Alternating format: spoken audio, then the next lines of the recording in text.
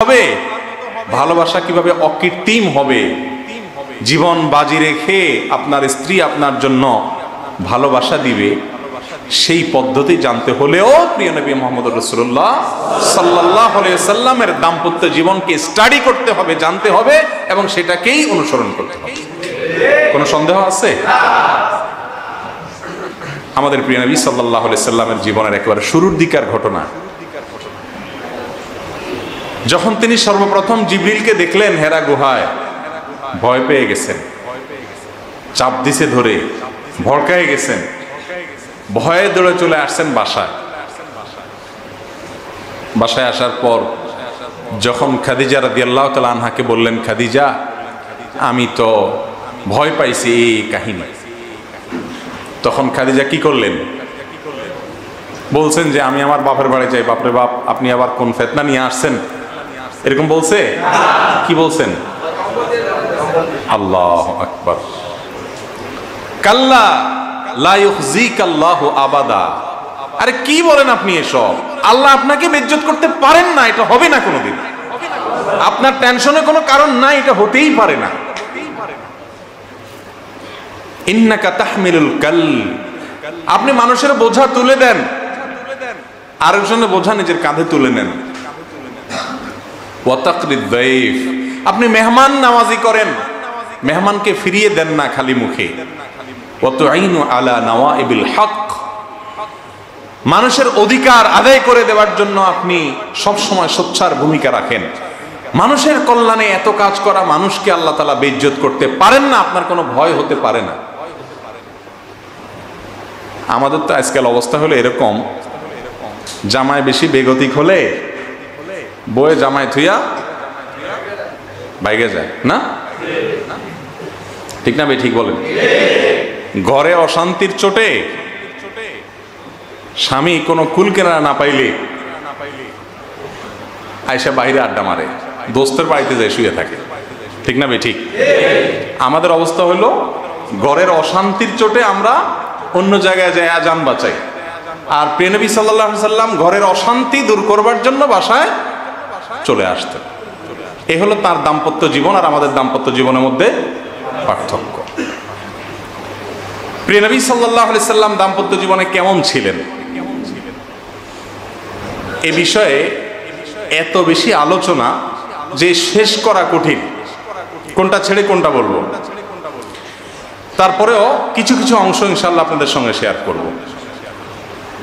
আজ আপনাদেরকে অনেক মুখরোচক স্লোগান দেওয়া হয় বিভিন্ন টেলিভিশন চ্যানেলে, টক শোতে, মিডিয়াতে, বিভিন্নভাবে মুখরোচক অনেক স্লোগান দেয়। এই সমস্ত স্লোগান শুনলে মনে হয় যে কত চমৎকার মনে হয়, কিন্তু এগুলো সবগুলো হলো অন্তঃসার শূন্য, ভেতরে মানে ফাঁকা, উপর দিয়ে শুধু ফিটফাট। কারণ যারা এই স্লোগানগুলো দেয় এদের এক একজনের দাম্পত্য জীবনের হাল হাকিকত আমাদের সবার কম বেশ জানা আছে, আছে না নাই বলেন? এক একজন নায়ক, এক একজন নায়িকা, এক একজন গায়ক, এক একজন গায়িকা, এক একজন অ্যাক্টর, এক একজন অভিনেতা, এক একজন মডেল, 5টা 7টা 8টা সংসার ভাঙার পরে বুড়া বয়সেও বিয়ে আরেকটা হয়। শান্তি আছে কোনো? শান্তির চোটে বিয়ে ভাঙে? শান্তির চোটে সংসার ভাঙে? প্রিয় ভাইরা আমার, প্রিয় নবী সাল্লাল্লাহু আলাইহি ওয়াসাল্লাম আমাদের পুরুষদের জন্য এমন একটা চরম বার্তা দিছেন যে দুনিয়ার সমস্ত পুরুষরা সোজা হওয়ার জন্য একটা কথাই যথেষ্ট। আবার পুরুষদের বার্তা শুনে মহিলাদের খুব বেশি হাসার সুযোগ নেই। মহিলাদেরকেও নবী আলাইহিস সালাম স্বামীদের ব্যাপারে দায়িত্বশীল হওয়ার জন্য অনেক কঠিন বার্তা দিয়েছেন। রাসূল করিম সাল্লাল্লাহু আলাইহি সাল্লাম বলেছেন, খায়রুকুম খায়রুকুম লি আহলি ওয়া আনা খায়রুকুম লি আহলি। তোমাদের মধ্যে সবচাইতে উত্তম ব্যক্তি, এই মজলিসে আমরা যত মানুষ আছি আমাদের ভিতরে সবচাইতে ভালো মানুষ কে, এর তালিকা নির্ভর করবে আমাদের একটা চারিত্রিক সনদপত্রের উপরে। আর সেই চারিত্রিক সনদটা দিবেন কে? স্ত্রী। স্ত্রী যদি সনদ দেয় যে আমার স্বামী লোকটা আসলেই ভালো মানুষ, ওনার মতো মানুষ হয় না, তাহলে আপনি আল্লাহর খাতায়ও ইনশাআল্লাহ ভালো। আপনার যদি অন্যান্য ফরজ বিধানগুলো মানা হয়, আল্লাহর সমস্ত নাফরমানি থেকে বেঁচে থাকেন, আর একটা সার্টিফিকেট বউকে ফুসলায়া ফাসলায়া নিতে পারেন, তা ইনশাআল্লাহ আল্লাহর খাতায় আপনি ভালো হিসাবে নাম উঠে যাবেন। এটা আমার কথা না, প্রিয় নবী সাল্লাল্লাহু আলাইহি সাল্লাম বলেছেন, ওয়া আনা খায়রুকুম লি আহলি, তোমরা তোমাদের বউয়ের কাছে যত ভালোই হইতে না পারো না কেন, আমি তোমাদের সবার মধ্যে স্ত্রীর কাছে, পরিবারের লোকদের কাছে সবচাইতে ভালো। কথা কি বুঝতে পারছেন? বউয়ের কাছে ভালো থাকা কাজটা কি খুব সহজ না কঠিন? বিবাহিত যারা তারা জানেন খুব সহজ কোনো কাজ না, অনেক কঠিন কাজ না। বউয়ের কাছে ভালো থাকা, সুবহানাল্লাহ, এটা খুব মানে মারাত্মক একটা জিনিস। এটা করতে হলে আপনাকে কি কি লাগবে জানেন? এক নম্বরের কাজ হলো আপনাকে আপাদমস্তক একটা বেকুব সাজতে হবে। বাসায় যতক্ষণ থাকবেন কোনো পণ্ডিতি চলবে না, একদম আগাগোড়া সোজা সরল একটা বোকাশোকা মানুষ সাজবেন। পণ্ডিতি যা করার সব বাইরে করবেন, কারণ আপনার জান্নাতে যাওয়ার ঠেকা আছে না নাই? রবের কাছে সার্টিফিকেট দাখিল করতে হবে। সেখানে গিয়ে যদি বলেন আমার কমিশনার সব চারিত্রিক সনদপত্র দিয়েছে, উড়াই ফেলে দেবে ফেরেশতা। তোমার কমিশনার তোমার চরিত্রে কি জানে? তোমার চেয়ারম্যান মেম্বার তোমার চরিত্রে কি জানে? তোমার চরিত্রের হাকিকত তোমার স্ত্রী সবচাইতে ভালো জানে। বাহিরে লম্বা লম্বা ওয়াজ আমি যেমন করতেছি আপনাকে বসাই দিলে আপনিও পারবেন মাশাআল্লাহ, কিন্তু আপনার আমার আসল রূপ, মাথা গরম হওয়ার পর আমরা কি বলি, কি করি, আমাদের তখন চেহারা ছবি কি হয়, এই সব হকিকত যার কাছে পরিষ্কার দিনের আলো মতো, তিনি হলেন কে? স্ত্রী। এই জন্য রাসূল করিম সাল্লাল্লাহু আলাইহি সাল্লাম আপনার আমার সার্টিফিকেটের দায়ভার কার উপরে চাপাইছেন? খায়রুকুম লি আহলি, তোমাদের ভিতরে যে ব্যক্তি তার স্ত্রীর কাছে, পরিবারের কাছে ভালো, সে হবে তোমাদের মধ্যে সবচাইতে। কাজটা কি সহজ না কঠিন? সহজ কাজ মোটেও। আজকে বাসায় গিয়ে বউকে জিজ্ঞাসা করবেন যারা বিবাহিত, আর যারা বিবাহিত না তারা মাকে জিজ্ঞাসা করবেন যে আসলে আমি মানুষটা কেমন, একেবারে ইমানে আমানে সত্যি কথাটা বলবেন। দেখবেন বেশিরভাগ বউরা ফিক করে হেসে দিচ্ছে, ঠিক না বেশি? এই হাসির মানে কি? মানে লক্ষণ খারাপ, ঠিক না বে ঠিক? এই হাসির মানে হলো, ওরে চান্দু তুমি মানুষটা কেমন আমি বলতাম, হায় হায় রে। প্রিয় ভাইরা আমার, সিরিয়াসলি বলছি, আপনার পরিবারের সদস্য শুধু স্ত্রী না, আপনার মা, আপনার বোন, আপনার ভাই, আপনার সন্তান, তারা যখন আপনাকে মন থেকে বলবে যে আসলে তার মতো ধৈর্যশীল, তার মতো ভদ্র, তার মতো নম্র, তার মতো সবরওয়ালা মানুষ আর হয় না, তখন আল্লাহ রাব্বুল আলামিনের কাছে আপনি ভালো হতে পারবেন ইনশাআল্লাহ। চেষ্টা করা যাবে না ইনশাআল্লাহ? আল্লাহ তাআলা আমাদের সবাইকে তৌফিক দান করুন। এই জায়গায় আমাদেরকে যেতে হবে, কারণ আমাদের নবীজি সাল্লাল্লাহু আলাইহি সাল্লাম বলেছেন, তোমরা যে যতজন আছো, তোমরা তোমাদের সবাই তোমাদের স্ত্রী এবং পরিবারের কাছে যত ভালোই হইতে পারো না কেন, তোমাদের সবার মধ্যে আমি আমার পরিবারের কাছে সবচেয়ে ভালো।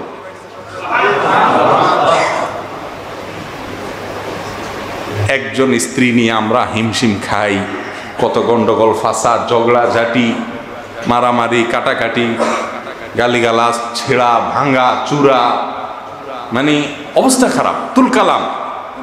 আর প্রিয় নবী সাল্লাল্লাহু আলাইহি সাল্লামের কয়জন ছিলেন? আল্লাহ, কোথাকার এক একজন, আরেকজন আরেক দেশের, আরেকজন আরেক জায়গার। একজন ছিল ইহুদিদের বংশধর, সাফিয়া রাদিয়াল্লাহু তাআলা আনহা। আরেকজন এসে খোঁচা মেরে দিয়ে গেছে, তুমি ইহুদির মেয়ে। বসে বসে কাঁদতেছে। নবীজি এসে দেখতেছেন কান্না করতেছে, বলে কাঁদতেছো কেন? বলে ইয়া রাসূলুল্লাহ, আমাকে বলছে আমি নাকি ইহুদির মেয়ে। হ্যাঁ, ইহুদির মেয়ে তো ঠিক আছে। প্রিয় নবী সাল্লাল্লাহু আলাইহি সাল্লাম বলছেন, আরে সাফিয়া, তোমার যে কপাল, পৃথিবীতে এই কপাল আর নারী তো দ্বিতীয়টা নেই। বলে কিভাবে? বলে তুমি নবীর মেয়ে, মুসা আলাইহিস সালামের বংশধর, ইহুদি। আবার তোমার চাচা নবী হারুন আলাইহিস সালাম, মুসা আলাইহিস সালামের ভাই। আবার তোমার স্বামী নবী, আমি। নবী সাল্লাল্লাহু আলাইহি ওয়াসাল্লাম নিজের কথা বলতেছে। তোমার চাচা নবী, তোমার বাপ নবী, তোমার স্বামী নবী। এরকম তিন দিক থেকে নবীর সাথে সংশ্লিষ্টতা আছে। এরকম মহিলা কে আছে? এরা তোমাকে এই সমস্ত বলে তো হিংসা করে। কিভাবে স্ত্রীর মনে সান্ত্বনা দিতে হয়, শুধু এটুকু বলে থামেন নাই, আবার যারা এটা বলছে তাদেরকে শাসন করেছেন, এই কেন এই সমস্ত কথা বলেছ? আমরা হলে তো এক চোট নিয়ে ফেলতাম, তাই না? আয়েশা রাদিয়াল্লাহু তাআলা আনহা, তার বাসায় প্রিয় নবী সাল্লাল্লাহু আলাইহি ওয়াসাল্লাম ছিলেন। তিনি এক একজন এক এক স্ত্রীর কাছে থাকতেন এক এক দিন। যেদিন যার বাসায় থাকতেন খাবার দাবার তিনি অ্যারেঞ্জ করতেন, তার বাসায় তিনি মেহমান। আয়েশা রাদিয়াল্লাহু তাআলা আনহা বয়স কম, গায়রত, আত্মসম্মান বোধ অনেক মারাত্মক ছিল। আত্মসম্মান বোধ ছিল, বুঝেন তো, মহিলাদের মধ্যে এমনি আত্মসম্মান বোধটা একটু বেশি। মহিলা কাস্টমার যদি ফোন করে একবারের বেশি দুইবার করে, বাসায় মোটামুটি একটা বিরূপ পরিবেশ সৃষ্টি হয় কি না বলে? এটা এই কারণে হয় যে আল্লাহ রাব্বুল আলামিন মেয়েদেরকে সৃষ্টি করেছেন গায়ুর করে, তাদের ভিতরে গায়রত অনেক বেশি। তারা চায় স্বামী আমার, এখানে অন্য কারোর দখলদারিত্ব তারা একদম সহ্য করতে পারে না। আয়েশা রাদিয়াল্লাহু তাআলা আনহার বাসায় প্রিয় নবী সাল্লাল্লাহু আলাইহি ওয়াসাল্লাম ছিলেন, তার বাসায় খাবার দাবার করবেন আজকে। আরেক স্ত্রী তিনি চিন্তা করলেন আল্লাহর নবী আজকে আমার বাসায় নাই, আমি তাকে খাওয়াইতে পারতেছি না, তো একটু পাত্রে করে একটা বাটিতে করে কিছু খাবার নিয়ে একটা কাজের লোক দিয়ে পাঠাই দেন, যে ওই বাসায় আছে তাতে কি, আমি একটু খাবার দিলাম, সরল মনে পাঠাইছেন। আয়েশা রাদিয়াল্লাহু তাআলা আনহা দরজা খুলে যখন দেখছে কাজের লোক খাবার নিয়ে দাঁড়ায় আছে পাত্রে, উনি বাটিটা নিয়ে যত জোর আছে তত জোর দিয়ে ওটা ছুঁড়ে ফেলে দিচ্ছে। বাটি ভাঙা চুরমাচুর, খাবার তো শেষ। রাসূল করিম সাল্লাল্লাহু আলাইহি ওয়াসাল্লাম সবকিছু দেখলেন। দেখার পরে আয়েশা রাদিয়াল্লাহু তাআলা আনহা শুধু এটুকু বললেন, গারাত উম্মুকুম, তোমার মা অনেক আত্মসম্মান বোধদার, তুমি অনেক আত্মসম্মান বোধওয়ালা বংশের মেয়ে, তোমার ইজ্জতে অনেক বেশি লাগে, এটা বুঝতে পারছি আমি। তিনি নিজে গিয়ে বাটির ওই ভাঙা অংশগুলো কুড়ে নিয়ে আসলেন, এনে হুবহু এরকম আরেকটা বাটি বাসায় ছিল, সেই বাটিটা নিয়ে কাজের লোকটার হাতে দিয়ে বললেন, একদম কোনো টু শব্দ করবা না। ওখানে যায় যদি বলে যে এখানে এই কাহিনী ঘটছে, তাহলে বিশ্বযুদ্ধ গৃহযুদ্ধ সব লাগবে কিনা। এই জন্য প্রিয় নবীজি বললেন, খবরদার, একদম কোনো শব্দ নাই, বাটিটা যেমনি সেমনি নিয়ে দিবা। উনি মনে করবে যে খাবার রেখা বাটি দিয়ে দিচ্ছে, বাটি একরকম দেখতে, একই রকমের বাটি। আমরা হলে কি করতাম? এই খাবার পাঠাইছে আমার জন্য মহব্বত করে, আর তুমি বাটি ভাঙিয়া ফালাইলা, একটা বিহিত এটার হইতে হবে, এটা কি করলা তুমি, অন্তত এটুকু বলতাম কিনা। স্ত্রী যখন রাগান্বিত হয় তখন স্বামী সবর করতে হয়, শাসন করতে হলেও স্বাভাবিক অবস্থার পরে করতে হয়। এই শিক্ষা প্রিয় নবী সাল্লাল্লাহু আলাইহি ওয়াসাল্লাম আমাদেরকে দিয়েছে, ঠিক না ঠিক? সৌদি আরবের একজন বড় আলেম ডক্টর আয়েদ আল কারনি, মুসলিম বিশ্বের সবচেয়ে জনপ্রিয় আলেমদের মধ্যে থেকে একজন, তার এক বক্তব্যে তিনি দারুণ কিছু টপিক চুজ করেছেন পারিবারিক শান্তি কিভাবে সৃষ্টি হবে বিষয়। প্রিয় নবী সাল্লাল্লাহু আলাইহি ওয়াসাল্লাম তার পরিবারের সদস্যদের সাথে কেমন ছিলেন, এগুলোর উপরে ভিত্তি করে বিভিন্ন ছোট ছোট ক্লিপ তিনি করেছেন। তার মধ্যে একটা ক্লিপে তিনি বলেছেন, দারুণ কিছু বুদ্ধি দিয়েছেন। বললেন যে যাদের বাসা বাড়িতে সবসময় ছোটখাটো যুদ্ধ লেগে থাকে মোটামুটি, তাদের জন্য একটা বুদ্ধি হলো, আপনাদের বাসায় শান্তি আসার একমাত্র উপায় হলো আপনারা সবাই আপাদমস্তক বোকা সাজবেন। বোকা সাজার কোনো বিকল্প হতে পারে না। বাসায় পণ্ডিত যারা সাজে তারা কখনো ভদ্রলোক হতে পারে না। ভদ্রলোকরা বউয়ের কাছে বিড়াল সাজে আর বাহিরে বাঘ থাকে, আর অভদ্রলোক আর ছোট লোকরা বাহিরে বিড়াল থাকে, বাসায় বাঘ সাজে। কথা কি বুঝাতে পারছি? মহিলারা উল্টাপাল্টা করবে, অযৌক্তিক কথা বলবে, মেজাজ গরম হওয়ার মতো কথা বলবে, তারপরেও ওইটাকে হাসি মুখে বরণ করে নিতে হবে। ওই যে সার্টিফিকেট লাগবে তো আপনার, ঠেকা আছে তো, ঠেকা যে কিচ্ছু করার নেই। জান্নাত পাইতে হইলে, আল্লাহর কাছে ভালো থাকতে হলে, আল্লাহ নবী সাল্লাল্লাহু আলাইহি ওয়াসাল্লামের চোখে ভালো থাকতে হলে এই মহিলার সার্টিফিকেট নেওয়া ছাড়া কোনো পথ খোলা নাই, কোনো পথ খোলা নেই। এই জন্য তার কাছে ভালো থাকার জন্য যা দরকার তা করতে হবে। এই জন্য আয়েদ আল কারনি হাফিজাহুল্লাহ একটা পরামর্শ দিয়েছেন চমৎকার। তিনি বলেছেন, আমার এই পরামর্শের উপরে আমল করে আমার ইউনিভার্সিটির ছাত্ররা, বহু মানুষ আমাকে জানাইছে যে আমাদের জীবনে আমূল পরিবর্তন পাইছি, পুরো পরিবর্তন হয়ে গেছে, সব বাসার যে সেট আপ পুরো চেঞ্জ। বুদ্ধিটা কি? তিনি বললেন যে আপনারা যখন বউ কোনো কারণে রেগে যাবেন, স্ত্রী যখন খেপবেন, এখন আক্রমণ শুরু হচ্ছে, আপনি আগে থেকে প্রস্তুত থাকবেন যে আমি এখন একেবারে মক্তবের ছাত্র, দেখছেন মক্তবের ছাত্র, প্রথম প্রথম আলিফ বাতাসা সবক নেয়, হুজুরের কাছে বসে একেবারে দোজানো হয়ে কাঁপা কাঁপা থাকে। মক্তবের ছাত্র দেখেন নাই? মক্তবের ছাত্রের মতো একটা ভাব, রিয়েল ভাব ধরার চেষ্টা করবেন এবং বলবেন ঠিক। এই অমানবিক, এই অমানসিক কাজ আমার দ্বারা হওয়া উচিত না। কি বলবো বলো, আমার নিজেরই লজ্জা হয়, তোমার কাছে কি বলবো? ঠিকই, তুমি তো কোনো অন্যায় বলো নাই, অযথা হুদাই বলবে পরিপূর্ণভাবে, একেবারে অন্তর থেকে। আমি সরি বলার মুখও আমার নাই আসলে। আমার যে কি হওয়া উচিত আমার নিজেরই বুঝতেছি আমি। আল্লাহ আমাকে মাফ করুক, আমার জন্য দোয়া করো, আল্লাহ যেন আমাকে মানুষ করে দেয়। আর হবে না এই সমস্ত, আর আমি এই সমস্ত এই আকাম কুকাম আর করবো না, ফালতু কথা আমি আর বলবো না। এত নিচু কথা আমি বলছি, আমার ভাবতে লজ্জা হয়, আমি সরি। একদম বোকা সাজবেন, বুঝে গেলে আবার কাহিনী শেষ, বুঝতে দেওয়া যাবে না। চুপচাপ বোকা সাজবেন। মহিলাদের কাজ হলো, আপনি যখন বোকা সাজবেন তখন সে মনে করে সে জিতে গেছে, আর মহিলাদেরকে জিতে দিতে পারলে আপনি হারাই দিলেন, আর শেষ, তার খেল খতম, এরপর আর আগাইতে পারবে না। এবার যখন ঝড় বাতাস সব শেষ হয়ে যাবে, তুফান টুফান সব শেষ, এবার আপনি পুনর্বাসন শুরু করবেন। কথা কি বুঝতে পারছি? তখন দেখবেন ইনশাআল্লাহ দাম্পত্য জীবনে অশান্তি আস্তে আস্তে কমবে। মহিলাদের যখন রাগ উঠে, এটা পুরুষদের ক্ষেত্রে একই কথা প্রযোজ্য, বিশেষ করে মহিলাদের ক্ষেত্রে, তখন তাদের রাগ উঠতে দিতে হয়। আপনি যদি পাল্টা আবার জবাব দেন, কি বললা তুমি, তাহলে পরেরটা আর মুখে থাকবে না, ঠিক না বেঠিক? মুখ থেকে হাতে চলে যাবে, সেখান থেকে কোথায় কোথায় চলে যাবে টেরও পাবেন না। আল্লাহ তাআলা আমাদেরকে প্রিয় নবী সাল্লাল্লাহু আলাইহি সাল্লামের পারিবারিক জীবনকে অনুসরণ করার তৌফিক দান করুন। আমাদের প্রিয় নবী সাল্লাল্লাহু আলাইহি ওয়াসাল্লাম তার পরিবারের কাছে এতটা ভালো থাকতেন যে পরিবারের স্ত্রীর সব ঘরোয়া কাজগুলো তিনি করে দেওয়ার চেষ্টা করতেন।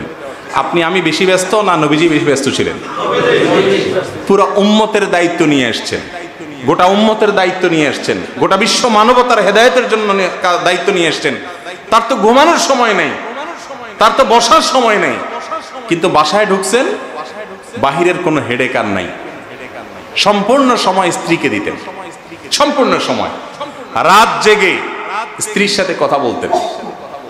সহিহ বুখারী সহ বিভিন্ন হাদিসে কিতাবে বর্ণিত হয়েছে, নবী আলাইহিস সালাম বলেছেন, এশার পরে কথা বলা এটা তিনি অপছন্দ করতেন। আমাদের আয়েশা বলেছেন, নবী সাল্লাল্লাহু আলাইহি ওয়াসাল্লাম এশার পরে কি বলা পছন্দ করতেন? কথা বলা, যেই কোনো কথা বলা, এটা অপছন্দ করতেন। কিন্তু স্বামী স্ত্রীর মধ্যকার কথোপকথন শুধু এই একটাকে কি করতেন? অ্যালাউ করতেন, অনুমোদন দিতেন।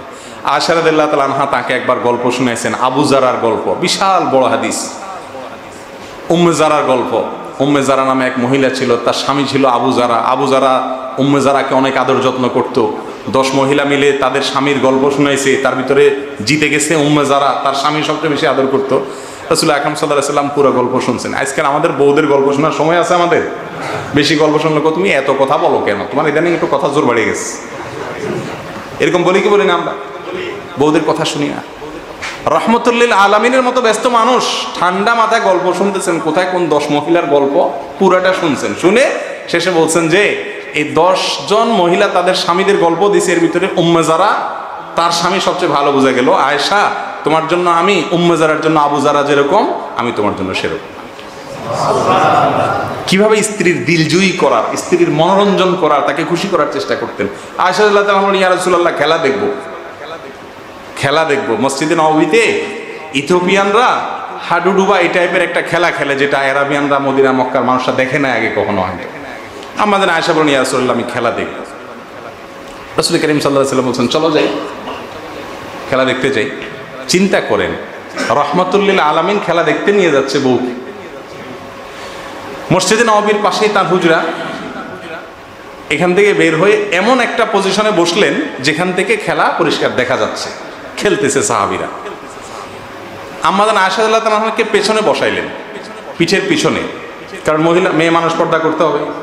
পেছনে বসাইয়া বললেন, আমার কাঁধের উপরে এরকম থুতনি দিয়া বসো, এভাবে কাঁধের উপরে থুতনি দিয়া বসো, তাতে শুধু এখানে একটা কল্লা থাকবে, আর পুরো বডি তো পেছনে। দূর থেকে যারা খেলোয়াড় বা অন্য কেউ বুঝতে পারবে না যে এখানে আরেকটা মানুষ আছে। কৌশল খেয়াল করছেন? স্ত্রী পর্দাটাও ঠিক থাকলো, খেলা দেখলো। আয়েশা রাদিয়াল্লাহু তাআলা আনহা বলেন, আল্লাহর কসম, সেদিন যতক্ষণ পর্যন্ত আমি না বলছি যে ইয়া রাসূলুল্লাহ আর দেখবো না, চলেন বাসায় যাই, তার আগ পর্যন্ত তিনি উঠেন নাই, বসেছিলেন। তার খেলা দেখার সময় আছে? নবীজির খেলা দেখার মতো সময় তার হাতে থাকার কথা না, কিন্তু স্ত্রী খেলা দেখতে বলেছেন, তার বিনোদনের দিকে খেয়াল করতে হবে, চলে গেছেন। এরপর আমাদের আশাদুল্লাহ তাআলা এই হাদিসের শেষে বলেছেন, ফাকদুরু কদরাল জারিয়াতিল হাদিসাতিস সিন্নি আল হারিসাতি আলাল লাহবি। ও দুনিয়ার মানুষ, পুরুষেরা, তোমরা তোমাদের অল্প বয়স্কা স্ত্রী যারা খেলাধুলার দিকে, বিনোদনের দিকে একটু তাদের ঝোঁক আছে, তাদের বৈধ হালাল বিনোদনের ব্যাপারে তোমরা সাবধান থাকবে, দায়িত্বশীল থাকবে। আল্লাহ নবী সাল্লাল্লাহু আলাইহি ওয়াসাল্লাম এভাবে খেয়াল রাখতেন।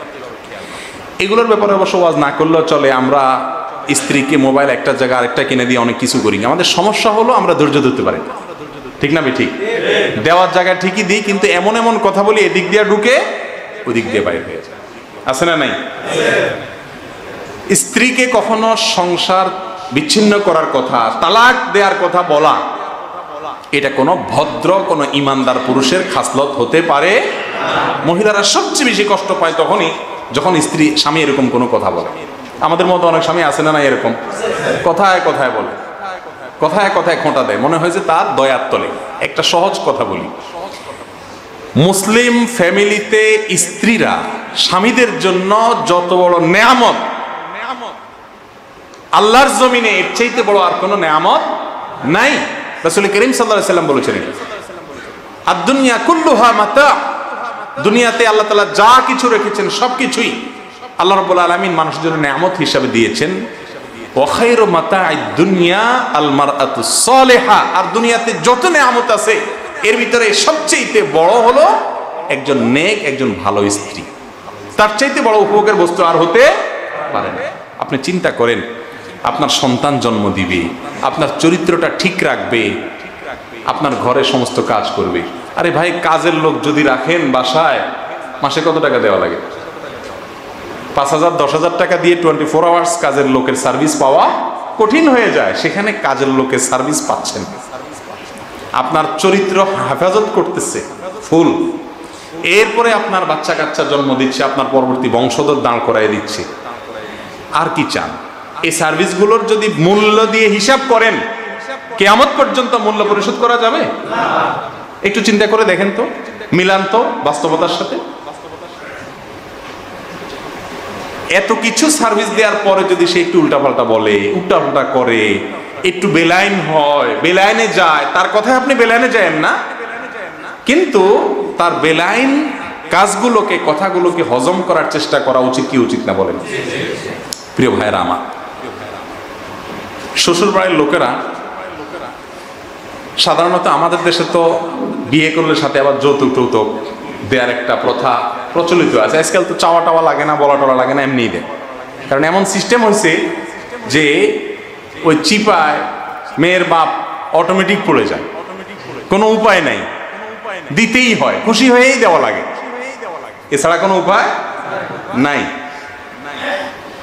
অথচ একটা মেয়েকে জন্ম থেকে, গর্ভধারণ করা থেকে, জন্ম থেকে নিয়ে বিয়ের উপযুক্ত করা পর্যন্ত তার পেছনে যত ইনভেস্ট, যত খরচ, যত সময়, এগুলো সব ব্যয় করছে কে? মেয়ের বাপ মা, তাই না? আচ্ছা, এই মেয়েকে এসএসসি, এইচএসসি বা যত পড়াশোনা করাইছে, এই পড়াশোনা করাইছে টাকা পয়সা খরচ করে বাপ মা। এই পড়াশোনার সুবিধাটা ভোগ করবে কে? স্বামী। কিভাবে? তার ছেলে মেয়ে পড়াবে, তার সংসারে ওইটার সার্ভিস দিবে। ভোগটা কি বাপ মা করে? ইনভেস্টটা করে বাপ মা, ভোগ করতেছেন আপনি, ঠিক না ভাই? ঠিক। খাওয়ায়া পড়ায়া ট্রিটমেন্ট করে মেয়েটাকে একজন বড় মানুষ, অ্যাডাল্টে পরিণত করে দিছে। এরপরে এই অ্যাডাল্টে গোটা মানুষটার থেকে যে সার্ভিস, সব ধরনের, এই সার্ভিসটা কি বাপ মা পায় না স্বামী পায়? তাহলে এই স্বামী শ্বশুর শাশুড়ির কাছে সারা জীবন মাথা নত করে থাকলেও তো তার দায় শোধ হবে না, হবে? বরং বলা উচিত যে শ্বশুর আব্বাজি, শাশুড়ি আম্মা যান, আপনার মেয়ের গর্ভে ধারণ করা থেকে নিয়ে বিয়ের আগ পর্যন্ত কত টাকা পয়সা খরচ করছেন, কত কি করছেন, এটা ফিগারটা বাইর করেন। ফিগার বাইর করলে তো আপনার 14 গোষ্ঠী সব বেচা লাগবে, ঠিক না ভাই? ঠিক। এই সব পরিশোধ করার পরেও তো তার দায় পরিশোধ হবে। তাহলে সে বউয়ের সাথে কিভাবে খারাপ ব্যবহার আসে? কোন মুসলমান কখনো তার স্ত্রীর সাথে খারাপ ব্যবহার করতে, যদি করে সে কখনো ভালো মুসলিম হতে পারে অসম্ভব। ধৈর্য ধারণ করার জন্য দায়িত্ব তাদের বেশি না আমাদের বেশি? প্রিয় নবী সাল্লাল্লাহু আলাইহি সাল্লাম কত সুন্দর করে বুঝিয়েছেন, যদি কোনো একটা গুণের কারণে তুমি তার প্রতি মনক্ষুণ্ণ হও, তো তার বহু ভালো গুণ আছে, সেগুলোর কথা চিন্তা করো। আছে না নাই? এমন কোন মানুষ পৃথিবীতে আছে যার সব খারাপ গুণ, একটাও ভালো গুণ নাই? এমন কোন মানুষ আছে? একজনও নেই। প্রত্যেকটা মানুষ তার ভিতরে খারাপ গুণ যদি থাকে, ভালো গুণ অবশ্যই আছে। শুধু খারাপ গুণ দিয়ে আল্লাহ তাআলা কোনো মানুষ সৃষ্টি করেন। আম্মা জান আয়েশা রাদিয়াল্লাহু তাআলা আনহার কথা বলি। ওনার বয়স কম ছিল, ছোট মানুষ ছিলেন, একটু উড়া উড়া ছিলেন।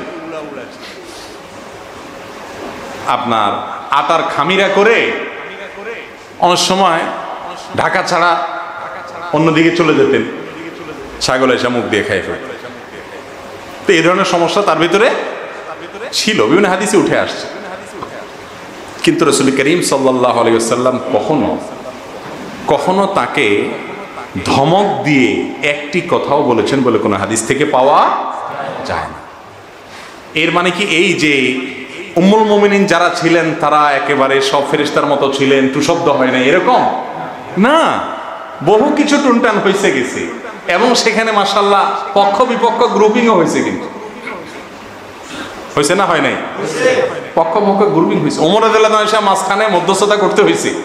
কিন্তু প্রিয় নবী সাল্লাল্লাহু আলাইহি ওয়াসাল্লাম কখনো স্ত্রীদের সাথে দুর্ব্যবহার, শক্ত কোনো রুক্ষ কোনো কথাও, আল্লাহ আয়াত নাজিল করে বলে দিয়েছেন, হে রাসূল আপনি যা বলে দেন তাদেরকে, ভালো না লাগলে যার মনে চায় সে চলে যাক, রাস্তা খোলা আছে। আর যদি থাকে নবীর স্ত্রী হিসাবে তাহলে এইভাবেও থাকবে। আল্লাহ আয়াত করে নাজিল করে বলে দিয়েছে, কিন্তু রাসূল মুখ ফুটে তার স্ত্রীদেরকে একটা কথাও বলেননি। সেই রাসূলের উম্মত আপনি আমি। সেই রাসূলের উম্মত হয়ে স্ত্রীর সাথে দুর্ব্যবহার করা আমাদের কখনো মানা না। এখন একটা মুশকিল হলো, শয়তান আমাদের কাছে একটা যুক্তি দেয়। যুক্তিটা বলবো? যুক্তিটা হলো, শয়তান বলে যে তাকে শাসন তো আমাকেই করতে হবে, আমাকেই তো শাসন, আমি শাসন না করলে সে শিখবে কোথায়? সুন্দর একটা যুক্তি না? শয়তান এই যুক্তি দিয়ে এবার আস্তে আস্তে আপনারা পাওয়ার দেয় আর কি। এবার একটা খারাপ কথা বলেন, আরেকটা বলেন, ঝগড়া হয়, জাটি হয়, বাবার বাড়ি চলে যাও, এবার আস্তে আস্তে নিচের দিকে নামা শুরু হয়। ঠিক না ভাই? ঠিক। ভালো করে শুনে রাখেন, একজন পুরুষ এই মজলিসে আছেন কিনা, থাকলে একটু হাত তুলে দেখায়। প্রিয় নবী সাল্লাল্লাহু আলাইহি সাল্লাম সম্পর্কে স্পষ্টভাবে তার শামায়েলে ভিতরে বর্ণিত হয়েছে, মা আবান নবী সাল্লাল্লাহু আলাইহি ওয়াসাল্লাম আত-তাআমা কাত্তু। প্রিয় নবী সাল্লাল্লাহু আলাইহি সাল্লাম জীবনে কখনো কোনো খাবারের দোষ ধরেননি, কখনো কোনো খাবারের দোষ ধরেননি। তার মানে কি এই যে তার স্ত্রীগণ উম্মুল মুমিনিন, উম্মাহাতুল মুমিনিন রিদওয়ানুল্লাহি আলাইহিম, তারা যা রান্না বাড়া করেছেন সব 100% পারফেক্ট ছিল, কখনো লবণ কমবেশ হয় নাই, কখনো কিচ্ছু তো অসুবিধা হয়নি। ব্যাপারটা কি এরকম? মানুষের হাত তো একটু এদিক সেদিক তো অবশ্যই হতে পারে, কিন্তু তিনি কখনো খাবারের দোষ ধরেন নাই। একটু শব্দটা, বাক্যটা আবার চিন্তা করেন, কখনো জীবনে কখনো খাবারের দোষ ধরেননি। আর আমাদের অবস্থা কি?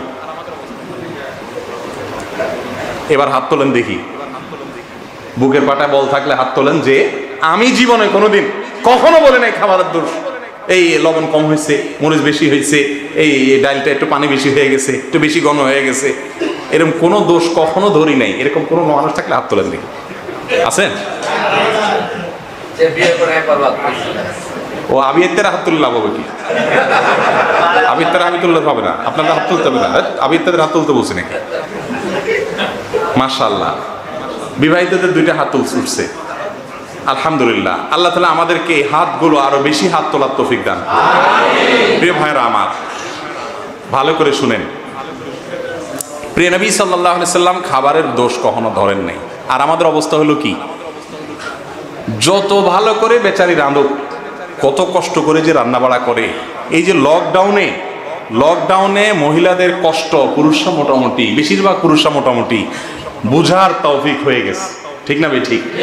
একদিন একটু শখ করে আর আনতে গেছেন তো বাপের নাম মায়ের নাম সব মুখ দিয়ে বাইরে। ঠিক না ভাই? ঠিক। কি কষ্ট তারা করে, আপনি মনে করেন যে আপনি সারাদিন দোকানদারি করেন, ব্যবসা করেন, কষ্ট করেন, মহিলা বোধহয় বাসা বসে বসে আরাম করে। তার উপর দিয়ে যে কি ঝাঁকুনিটা যায়, বাচ্চাদেরকে সামলানো, বাসা সামলানো, রান্নাবাড়া করা, এগুলো মোটামুটি লকডাউনে যারা ভদ্রপুরুষ তারা কিছুটা আঁচ করার সুযোগ পেয়েছে। আমাদের অবস্থা হলো যে আমাদেরকে রান্নাবাড়া করে আমাদের বউরা কখনো সন্তুষ্ট করতে পারে না। এক মহিলা, তার স্বামী এত অমানুষ, মহিলা বেচারে যেভাবেই রান্না করো স্বামী একটা দোষ ধরেই বসে। এটা মুদ্রা দোষ। দোষ ছাড়া কখনো তার খাবার হয় না, একটা কিছু বাহির করবেই। তো মহিলা শিক্ষিত বুদ্ধিমতী মানুষ, তো একবার হিসেব করে নোট করছে যে এই কোন কোন জায়গায় দোষগুলা ধরে, একটা একটা করে সব নোট করে নিয়ে একদিন চমৎকার করে একটা রান্না দিছে, যে তার সব আইটেমগুলা সব মাথায় রেখে পারফেক্ট করে একেবারে কোথাও কোনো সমস্যা নাই করে সুন্দর করে ডাইনিং টেবিলে খাবার টাবার বিছাইছে। আজকে চান্দু দেহি কি করে খাইতে দিছে। খাইতে বসে স্বামী আর কিছু বলে টলে না, সব কিছু পারফেক্ট, আগে যা ধরতো কোনো জায়গায় কোনো সমস্যা নাই, সব মাপ মতো। খাওয়া টাওয়া শেষ করে হাত দিয়ে উঠে যেতেছে, বউ কয় কি কিছু কইলে না, কেমন হলো? তো বলতেছে এত ভালো ভালো না। বুঝতে পারছেন? এত ভালো, এত এত ভালো হইলে কেমনে? দোষটা ধরতে পারছেন? রোগটা কোথায়? রোগটা হলে একটা খুদ ধরবে, একটা খুদ তাকে ধরতে হবে। প্রিয় ভাই আমার, আমাদের জান্নাতে যাওয়ার প্রয়োজনে, আমাদের মালিককে খুশি করার প্রয়োজনে, আমাদের প্রিয় নবী সাল্লাল্লাহু আলাইহি সাল্লামের খাতায় ভালো মানুষের তালিকায় নাম লেখানোর প্রয়োজনে আমাদেরকে আমাদের পরিবারের লোকদের কাছে কি থাকতে হবে? ভালো থাকতে হবে। হাদিয়া তোহফা দেওয়ার ওয়াজ করে লাভ নাই। এটা মাশাআল্লাহ সবাই চেষ্টা করে কম বেশা স্কেল দিতে, কৃপণ সেও চেষ্টা করে বউরে কিছু হাদিয়া তোহফা দিতে। সমস্যা হলো যখন কোনো ব্যত্যয় হয়, ব্যতিক্রম কিছু হয়, যখন ভুল কিছু হয়ে যায়, তখন চান্দি গরম হয়ে যায়। ঠিক না ঠিক? এই চান্দিটা গরম করা যাবে না, মাথাটা ঠান্ডা রাখতে হবে, সবর করতে হবে আল্লাহকে খুশি করার জন্য। চেষ্টা করা যাবে তো ইনশাআল্লাহ। আমাদের প্রিয় নবী সাল্লাল্লাহু আলাইহি ওয়াসাল্লাম বাসায় পরিবারের লোকদের সাথে কাজ করতেন, ঘরোয়া সব কাজ করতেন। আমাদের আয়েশাকে জিজ্ঞাসা করা হয়েছিল, রাসূল করিম সাল্লাল্লাহু আলাইহি ওয়াসাল্লাম যখন বাসায় থাকেন তখন তিনি কি করেন? কি করেন? আমাদের আয়েশা বলেন, তিনি কখনো তার জুতা ঠিক করেন, কখনো তার জামা সেলাই করেন, কখনো আমাদের মেয়েলি যে কাজ আছে, ঘরোয়া যে কাজ আছে, সেই কাজগুলোতে তিনি অংশগ্রহণ করেন, সহযোগিতা করেন। এই ছিল আমার নবী সাল্লাল্লাহু আলাইহি ওয়াসাল্লামের আখলাক পরিবারের লোকদের সাথে। আর আমাদের মোবাইলটা আতাইতে আইতে এতে কলিং বেল দেই, কলিং বেল টিপে বেশিরভাগ পুরুষ ফেসবুক আর ইউটিউব ঘাঁটতে ঘাঁটতে, দরজা খোলার পরে কি বই খুললো না পোলাপানি খুললো এসব দেখা দেখির টাইম নেই, একেবারে ঘুমানো পর্যন্ত মোনাজাতে থাকে, টেলিফোন মোবাইলে মোনাজাতে থাকে। ঠিক না ঠিক বলেন? মহিলারাও কম যায় না, এরাও ওই দরজা খুলতে আসছে, তাও মোবাইল টিপতে টিপতে এসে খুলছে। ঠিক না ঠিক? তো বইয়ে মোবাইল নিয়ে ব্যস্ত আছে, স্বামীও তার মোবাইল নিয়ে। দাম্পত্য জীবনে শান্তি আসমান থেকে নাজিল হবে নাকি? এটা কি শান্তির কোনো কাজ হচ্ছে? বাসায় যখন যাবেন, বাহিরের জগতের সমস্ত চিন্তাধারা, টেনশন, পেরেশানি সবগুলো বাহিরে ফেলে ধুয়ে তারপরে পরিবারের কাছে যাবেন। মনে রাখবেন, বাসায় আপনি ঘুমাইতে যান না, বাসায় আপনার কিছু লোক আছে তাদের হক আদায় করতে চান। কথা কি বুঝতে পারছি? হাসি মুখে তাদের সাথে কথা বলা, সুন্দর মুখে তাদের সাথে কথা বলা। রাসূল করিম সাল্লাল্লাহু আলাইহি ওয়াসাল্লাম বলেছেন, তোমার স্ত্রীর মুখে যে খাবার তুলে দাও তুমি, এটা তোমাকে সদকার সওয়াব এনে দিবে। এখন স্ত্রীর মুখে কি তুলে দিবেন? মোবাইল টিপতে টিপতে খান, আপনি নিজেই তো জানেন না কি খেয়েছে, বউরে খাওয়াবেন কোত্থেকে? ঠিক না ঠিক? মোবাইলটা আতাইতে আইতে এতে কলিং বেল দেই, কলিং বেল টিপে বেশিরভাগ পুরুষ ফেসবুক আর ইউটিউব ঘাঁটতে ঘাঁটতে, দরজা খোলার পরে কি বই খুললো না পোলাপানি খুললো এসব দেখা দেখির টাইম নেই, একেবারে ঘুমানো পর্যন্ত মোনাজাতে থাকে। টেলিফোন